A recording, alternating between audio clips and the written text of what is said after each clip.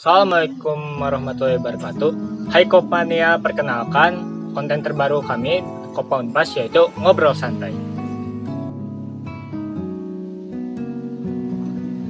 Pada kesempatan kali ini saya Akmal Muhammad Gibran sebagai host dan tentu saja di sini saya ditemani dengan rekan saya yaitu Mudita Wibowo selaku Kabid Usaha dan Armita Prameswari sebagai bidang PSDA. Nah, seperti yang kita ketahui ya, pada kondisi tahun ini itu sedang pandemi gitu. Pasti kalian juga bertanya-tanya gitu, bagaimana sih kepengurusan di Kopa Unpas lagi pandemi kayak gini gitu. Terus kan kemarin sempat ada penghargaan juga ya untuk beberapa pengurus yang di triwulan pertama dan triwulan kedua.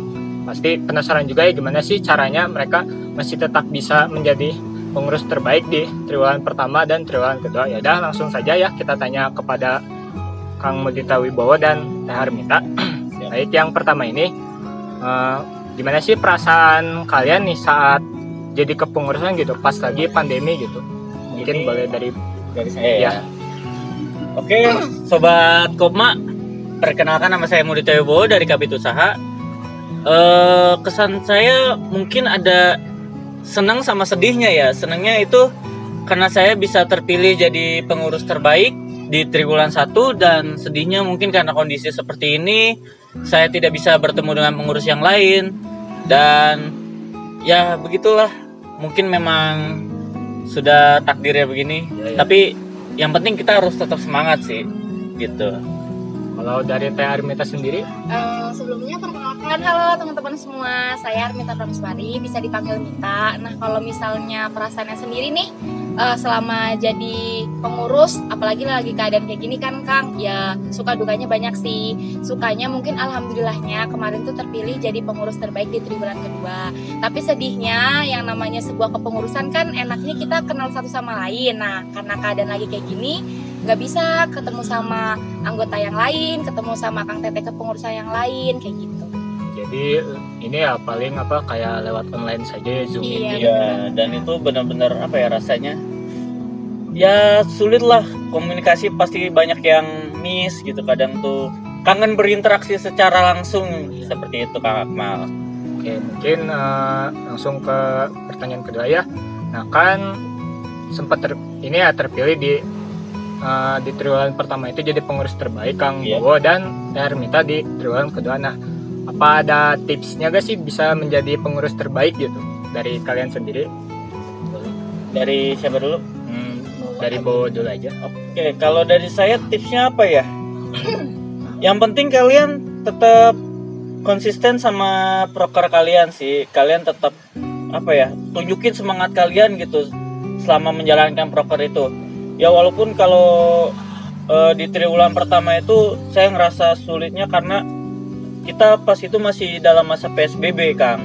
Jadi ketika kita menjalankan proker juga, wah itu sebenarnya rada bisa dibilang bingung juga, apalagi kita pertama kali gitu secara online begini. Sedangkan di Kabid Usaha sendiri kan kita menjalankan toko-toko secara offline biasanya. Jadi awalnya memang kita ngerasa sulit banget sih, tapi karena kita mencoba istilahnya kayak mempertahankan lah yang udah kita rencanakan di awal, jadi kita bisa lebih semangat lagi gitu sih kalau dari saya. Kalau dari Teh Armita sendiri? Paling gini sih teman-teman, ini kalau dari saya pribadi, karena yang namanya bidang PSDA itu nggak jauh dan nggak lain dan nggak bukan buat sebuah kegiatan yang harus berinteraksi satu sama lain dan melibatkan orang banyak. Nah, kenapa sih waktu kemarin tuh bisa jadi pengurus terbaik di triwulan kedua? Yang namanya keadaan pandemi kayak gini kan kita juga harus bisa survive ya. Apalagi hambatan kayak gini tuh ada aja, mulai dari yang nggak bisa ketemu, terus habis itu ada PSBB yang tadi dikemukakan oleh Kang Bowo. Nah, itu paling caranya lebih ke memanfaatkan media-media sosial yang memang sekarang tuh lagi ngetren banget. Kita bisa pakai Zoom, Google Meet, kayak gitu sih paling Kang. Terus kalau misalnya kenapa kok bisa sih ngejalanin acara secara online, paling lebih ke sistem koordinasi sih. proker yang udah pernah kita rencanain pas waktu lagi raker, kita realisasiin, mungkin konsepannya itu lebih beda dibandingkan yang sebelumnya. Kalau yang sebelumnya itu kita bisa offline, tapi sekarang kita bisa beralih konsepannya ke online, jadi tidak mengurangi esensinya kayak gitu sih. Yang penting kita berinovasi. Jangan beralasan kalau semuanya itu karena pandemi, dikit-dikit karena pandemi. Kita harus bisa inovasi, Kang. Seperti itu sih. Jadi selain berinovasi berarti proker yang sebelumnya misalnya offline itu harus diadaptasi ya ke online gitu ya. Iya, betul. Oke. Dan ini pertanyaan terakhir ya dari saya.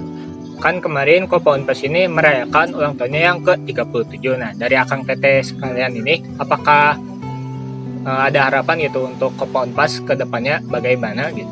Boleh dari Kang Bowo dulu. Oke, kalau dari saya harapannya sih intinya semuanya tetap semangat, tetap bisa mempertahankan solidaritasnya ya.